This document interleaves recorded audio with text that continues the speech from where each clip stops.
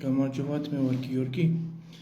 მინდა მოგიყვეთ ნამდვილი ამბავი, დღეს მოვისმინე. ძველი ამბავია.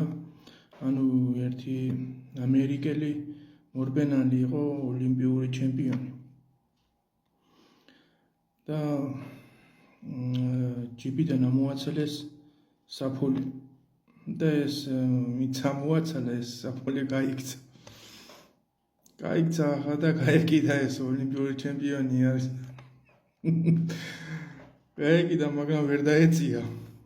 და ჩამოჭდა მე რაღაც ჩამოსაჯდომი ნახა და არის ასე დამწუხრებული და მივლიან რა იყო რა მოხდაო რა და საფულე მომყარესო და